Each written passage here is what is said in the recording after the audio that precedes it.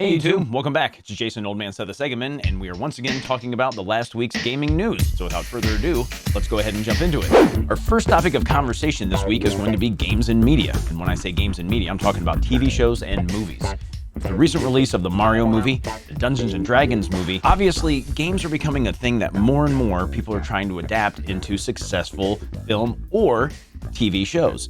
If you think TV shows, we're looking at The Last of Us being very successful, The Witcher being very successful, and obviously there is a lot of money to potentially be made as long as these shows and or movies actually stay true to what the hell they're about. When it comes to the D&D movie, obviously they had actual people who were on the set who played D&D to try and help everyone there make sense. Clearly it translated very well into the movie, as everyone is saying it's just a really good time. Everything seemed to make sense. I really feel that there could be a big future here, but conversely, if you start looking at TV and movies, you also have a long list of huge failures in the past. The Resident Evil movies were mostly garbage. The Mortal Kombat movies, with the exception of the most recent one, absolute trash. The very first Super Mario Brothers movie, also a huge stinker. So when you really think about all this stuff, you never really know what you're going to get. It's the same thing with the TV shows. The Halo TV show was critically panned, and it was also a huge disappointment with people who were major fans of the games. So it's really hard to think about what is actually going to happen with all these. When you look at it, when they hit super hard. The D&D movie has been a gigantic hit. The Last of Us has been a gigantic hit. A lot of people in the Warhammer 40K fandom are super excited about Henry Cavill doing the 40K show that they're going to be releasing on Amazon. He's a huge fan of those, and you can see how much of his love actually came through with the Witcher show. So I feel that all of these can actually be big successes if you have the right people involved.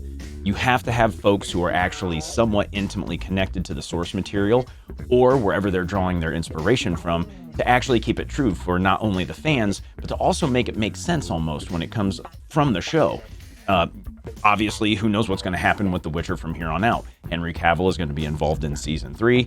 He's going to be out at the start of season 4. Will The Witcher even have a season 4? Will they just end up canceling it? As of right now, Liam Hemsworth is supposed to be taking over for Henry Cavill in the role of Geralt, and I wouldn't be surprised if they just decided to pull the plug. It would seem that Henry had a very big influence on how the first few seasons of that were actually done, because he wanted to make it actually, lore relevant and lore friendly, and to actually, draw what they should have from the source material. So I do wonder, should TV producers and movie producers stay away from games if they don't actually have anyone involved or anyone who is a fan of those properties? What does it look like from here on out? I think that games can still be made into really good media. I feel like as long as someone who is very intimately acquainted with it can help them actually make it into something good, that can actually happen. I feel like video games can actually be made into viable sources of media so long as people are in the know with it and are making sure that these things are done the proper way. So what does that mean for the future? What's going to happen to The Witcher from here on out? Should media stop using video games as inspiration for anything? Because again, for every success that we see, it seems that you have 10 failures behind it. Are there any other properties that any of you would like to actually see get developed into shows or movies? I would love to see the Legacy of Kain series get somehow turned into a series, whether it be a animation, live action would be great, but obviously live action is a really hard one to pull off when it comes to video games. Let me know what you guys think in the comments below. Our second topic of the day is going to be Ark. Boy, what a big train wreck this one is. Not only has Wildcard come out and said that Ark 2, Too Dinosaur Too Furious with Vin Diesel has been delayed, but Ark Survival Evolved is actually going to get shut down. Now, their big reveal on that is that they're coming out with Ark Survival Ascended. What this means for the player base is that they're actually going to be shutting down all the old servers. They're going to be taking away all the other, basically all the work these people were doing, and they want everyone to funnel themselves to Ark Survival Ascended. Now, there's a lot to unpack here, but they want everyone to buy Ark Survival Ascended because it also gives them access to Ark 2. Now, how does the fandom feel about that? From the rumblings that I've heard, they're very pissed off. The problem here is that they're actually paying for what is basically just a remaster of Ark Survival Evolved. They're not really paying for anything new. The hook again is, hey, you'll get access to Ark 2, our brand new property, which they're saying isn't going to play anything like Survival Evolved. It's not going to look anything like it. It's So you got to really wonder how much of the fan base is going to want to put their eggs in that basket. They don't even know what kind of game they're getting. There's no gameplay footage for Ark Survival Ascended. There's nothing that's been released for them to, really sink their teeth into and even get excited about it. So asking a current fandom to say, hey, we're going to go ahead and knock this out and we want you to transfer it over here after you give us more money because it's a remastered version, doesn't really seem very good. I think that this is a very bad move from Wildcard. I think that this is going to get them into a lot of hot water with their very, very, very dedicated fan base. And to actually ask an entire fan base to just trust them, hey, the new version is going to be great. You'll have access to the brand new game when it comes out. It seems like a very, very, very big ask. I just don't feel at this point in time that a developer wanting that much from their player base is a really good thing. This seems like a terrible, terrible way for them to actually go about it. What do you all think about this debacle? Do you think Wildcard is doing something that's above board? Do you think that it's going to be completely okay for them to actually ask an entire player base to buy a upgraded version of this game so you can have access to this other game, and that's the big hook?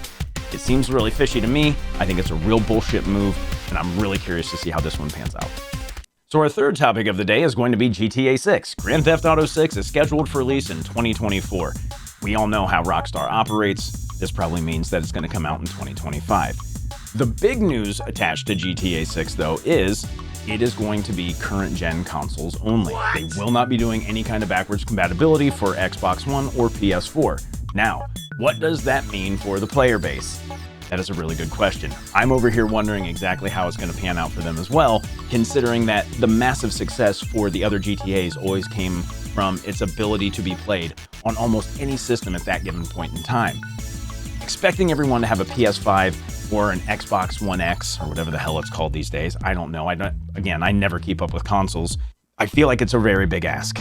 I feel like they're definitely icing some people out. I'm sure this is probably going to produce a lot of ill will from the player base, because I know that there are a lot of people out there who just can't spend the money on it. But if we look at it from Rockstar's perspective, it also seems like it could be a good move.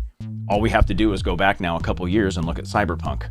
Cyberpunk tried to basically serve everyone. They wanted to do PC, they wanted to do older consoles, they wanted to do the newer consoles, and obviously CD Projekt Red ran into a brick wall when they tried to do this. There were a lot of people out there who were very upset about performance issues, bugs, things not looking the way they were supposed to look like, especially if you were on the older systems compared to the new systems or PC.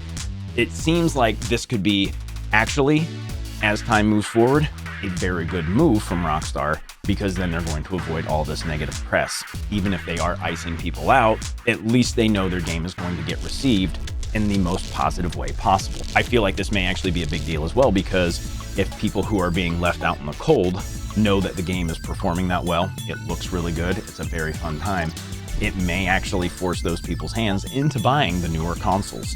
So is it necessarily a good move? I don't know. I don't know if this one's actually going to give Rockstar a very big blemish. I think that moving forward, they're probably going to be just fine doing this, and I wouldn't be surprised if it actually empowers other developers to actually do the same thing in the future. What do you all think? Do you think this is going to be a good move? Is it going to be a bad move? Do you think that it actually will move the industry forward into a lot more developers actually saying, hey, we're just going to make sure this works perfectly here, and more people will do it? I don't know. Talk to me about it below. The final topic of the day is going to be AI. Now, I don't know about y'all, but I think AI is getting really, really, really crazy these days. So over the last couple weeks, we've seen the advent of some very serious things involving artificial intelligence. We've seen a complete song voiced by a Jay-Z AI come out. A place called Flawless AI have recently showcased how TV and film can be edited after the fact with their technology. And that is a very scary thing in my estimation. We're starting to get on the precipice of using this AI in video games and having it look very cool. You have people going back with AI being able to enhance the motion capture performances that people give for certain games. You're able to go back and change things around with their voice even, and it definitely seems like it's something that could benefit the gaming space. Now, the downside has far more sinister applications, in my opinion, when you look at, the current landscape of the world, and we're not going to talk about it, but we're basically saying politics and other things where this stuff could happen in real time. You could have somebody saying or, talking about a subject, something like that, and But maybe 10 to 15 seconds later, someone is already altering the entire thing and it looks exactly like that person. It's their voice, it's everything. And so when you start measuring it against that, you obviously have very, very sinister implications potentially as time moves on. But beyond that, and when we're looking at the gaming space, what does that mean for people who are actually the artists in any of these mediums, whether we're talking about games or even art or singing, like in the case of Jay-Z? What is the future for those people?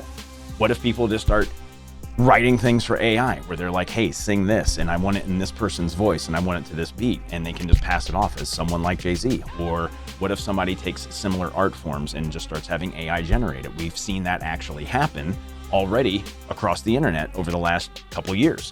People are just pumping out AI art, and it looks very similar to what a lot of other people may have made. It looks like what they might actually have wanted to make, but it didn't actually come from them. And some people may, unfortunately, start selling it under their name. Why wouldn't they? We live in a society of people just want to make that money. So if they feel that there's a way for them to do that, and they can actually use someone else's, name brand to actually pass that off, you could probably see a lot of people doing it. So where do we go from here with this? There is definitely a place for AI, I think, in some cases when you're looking at, small edits or small changes to certain things, whether it's games or movies or any other, digital medium like that. But when we start thinking about the larger implications of having people be able to be basically duplicated through an artificial intelligence, that's a very scary thing. And I don't really know if that's going to be good. I definitely believe that we need to put maybe a few more restrictions on these kind of things, that we need to start maybe policing them a little bit more. I know that creative liberty is definitely something that a lot of people value. I feel like that we can all respect that. But at the same point in time, I also feel that the people who have actually created, the people that all the inspiration for this artificial intelligence stuff has come from, are being left out in the cold, particularly when it comes down to, unfortunately, the economics of the entire thing. That's why a lot of people do a lot of this stuff. It's because they want to make a living. It's one of the reasons I'm doing this. It's one of the reasons I'm a streamer on Twitch. I do it because I like it, but I also do it because I want it to be my way of life. And having something come along to take that away, that's a tough pill to swallow. And I think it would be for anyone else as well. So what do you guys think? Are we on a slippery slope with artificial intelligence? Do you think that it does have a place in art? Do you think that it could actually lead us to a very dangerous place? I would like to hear what you guys have to say below. So go ahead and fire away and let me know what you guys think. That'll do it for this week, everyone. I will be back next week with some more. If you guys have any other topics you guys would like to get my opinion on or my thoughts on, by all means, put it below. I will actually look them over and we'll see what makes it into next week's episode. Thanks everyone again for coming through, and I hope you guys all have a rocking day.